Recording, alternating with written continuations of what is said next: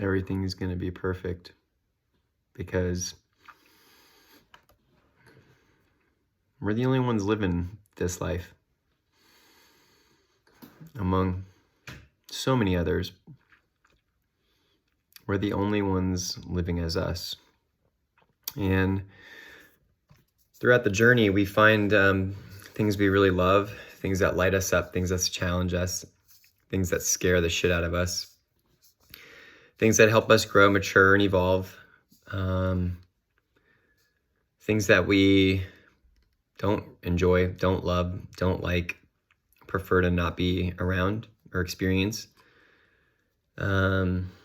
Yet the openness allows us to learn from all these experiences. And so I'm sitting here, and I feel like ever since I left Costa Rica, I felt a bit of stuckness, a bit of failure maybe, that when I got there, there was a bit of relief that I felt. There was a relief that I could start completely fresh and nobody know me. Nobody know the backstory.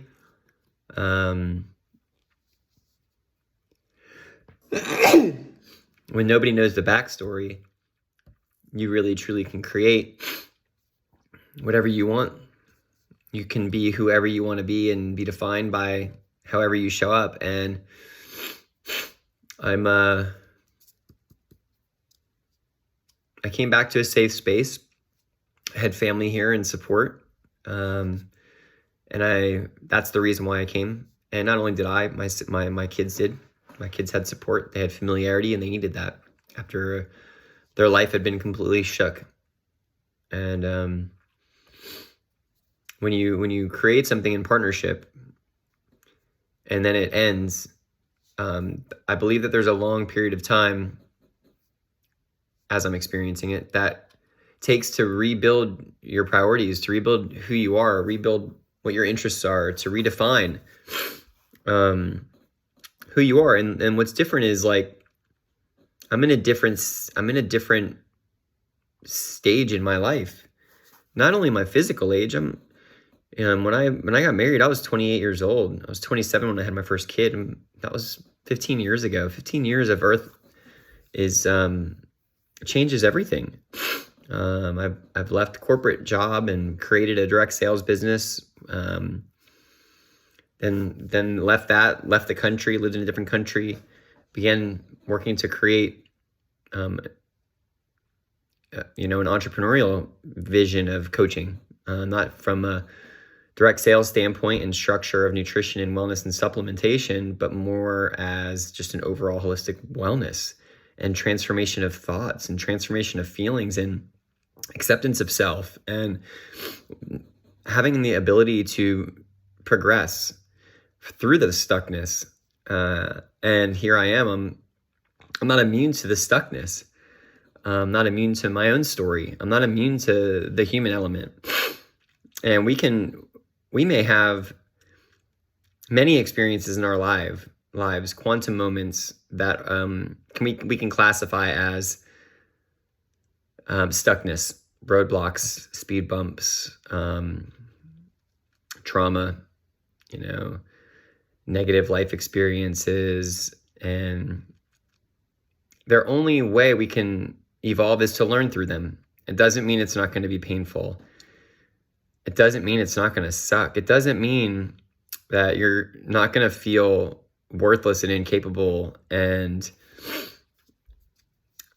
lost at times. There's times where I feel that way. And so just coming into gratitude, coming into self-love, coming into acceptance, coming into everything's going to be all right. And maybe it's time to listen to that song, because sometimes the human element is the dominant energy. Sometimes we can check out of the human element and we can go into our spiritual element. And sometimes we can go into our spiritual element and never come back, and evolve past the element of the human. And just admiring this craziness going on up here. Sometimes when you don't even look at yourself in the morning, you end up seeing a mirror or your phone and you're like, whoa, how's it going, man?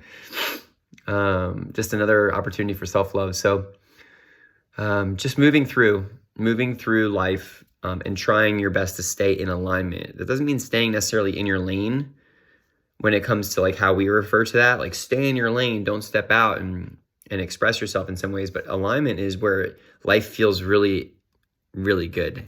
Like you found this groove that only you could find, and it's just like seamless, smooth, and flow. And there's times in our life where we feel that, and there's times in our life that we really don't feel it. And then we have to look inside ourselves and be open to, okay, how can I find my way back or find my way into the next chapter of alignment, the next phase of my life? You know, it's leveling up. We're constantly leveling up. And it's like, some people are meant to stay where they're at. Same city, same house, same job, same car, same social group. Some people are made that way, and that's beautiful. In our world, we compare ourselves to them, and those people's perspectives are like, why wouldn't you want this? And the people that don't think that way, that maybe are a little bit more spontaneous and a little bit more fluid and ambiguous and move and shake and never really land, don't understand the perspective of staying still. You know, think of like any weddings that you've been to, and like it gets to like, if you've been married for 5 years or 10 years or 20 years or 30 years or 40 years or 50 years, and you got the little couples dancing up there, and it gets really big to really, really, really, really, really small, to where maybe there's one couple that's lasted more than 25 years. There's a reason for that. So we do celebrate those people. We do celebrate them because, as you can see in that clear example, it's the minority. The dream is the majority of, man, I just want to find that divine partnership and it lasts forever and it just be so beautiful. And through the years, we've just evolved and everything has been so magical, living in partnership with this one person. That's kind of an old philosophy.